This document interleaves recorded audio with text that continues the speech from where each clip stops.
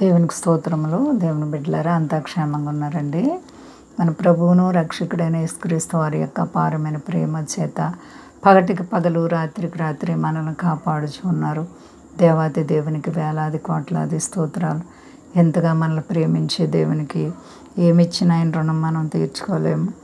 అందరూ బాగున్నారు కదండి. ఈరోజు దేవుని వాగ్దానం ద్వితీయోపదేశ కాండము 7వ అధ్యాయము 15వ వచనం. యెహోవా నీ యొద్ద నుండి సర్వరోగములను తొలగించును. దేవునికి స్తోత్రం. హల్లెలూయా. ఎంత గొప్ప వాగ్దానమో చూడండి. దేవాతి దేవుడు ప్రజలు కష్టాల్లో ఉండాలని కోరుకునే దేవుడు కాదు, ఇబ్బందుల్లో ఉండాలని కోరుకునే దేవుడు కాదు.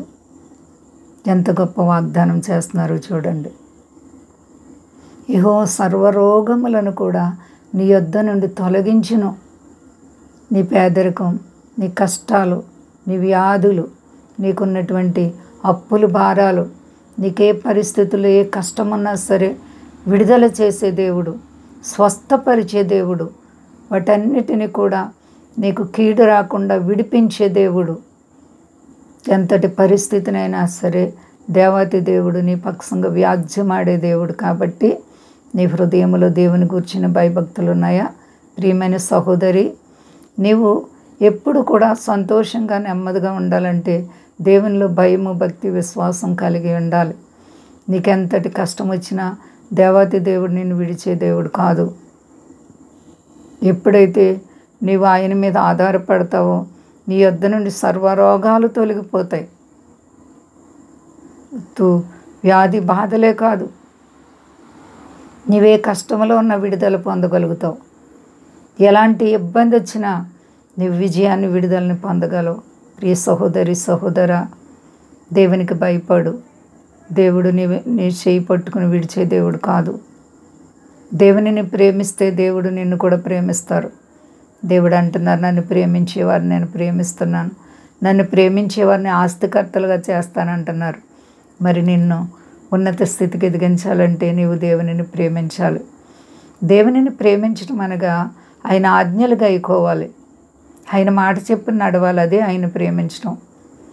నీ అంతరాత్మలో చెడుతనం నుండి విడుదల పొందాలి. పవిత్రమైనటువంటి హృదయాన్ని నువ్వు కలిగి ఉంటే దేవుని నువ్వు ప్రేమించినట్లే. నీవు దేవునిని ప్రేమిస్తే దేవుడు నిన్ను ప్రేమిస్తారు. నా యొద్దకు రా, నేను నీ యొద్దకు వస్తానంటున్నటువంటి దేవుడు. కాబట్టి ప్రియ సహోదరి, సహోదరా, నీవెవరివైనా సరే దేవునికి లోబడు, దేవునిని ప్రేమించు, దేవుని బిడ్డగా జీవించు. నీ కుటుంబంలో ఏ కష్టం ఉందో, ఏ బాధ ఉందో నీ దేవునితో చెప్పుకో. నీ దేవుడు నీ అంతరాత్మలో హృదయవాంఛలు తీర్చే దేవుడు. నా యొద్దకు వచ్చేవారిని ఎంత మాత్రం కూడా బయటికి త్రోసివేనంటున్నటువంటి దేవాతి దేవుడు. కాబట్టి దేవునికి మనం ఎల్లప్పుడూ కూడా భయపడదాం. అంతా క్షేమంగా ఉన్నారండి. ప్రార్థించుకుందాం. ప్రేమ నమ్మకమైన మా తండ్రి, గొప్ప దేవ, నీ నామం ఎంతో శక్తివంతమైనది. నిన్ను ఆశ్రయించిన వారిని ఎప్పుడు విడవలేదు. అవును ప్రభువా, ఎవరైతే నీకు లోబడి నిన్ను ప్రేమిస్తారో సర్వరోగాల్ని తుడిచివేస్తానంటున్నావు తండ్రి. గొప్ప దేవానికి స్తోత్రాలు. మా దేశాన్ని, దేశ నాయకులను కాపాడండి. మా దేశ ప్రజలందరినీ రక్షించండి. మీ దాసులను కాపాడండి.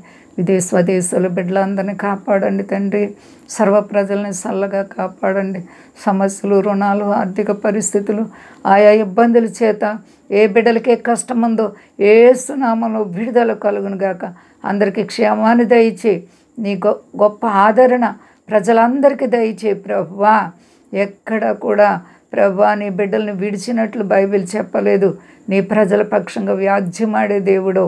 అలాగే సర్వ ప్రపంచానికి శాంతి, భద్రతలు ఇచ్చి మహిమ పొంది శక్తి గలేసేనామని అడుచున్నాను తండ్రి. ఆమేన్.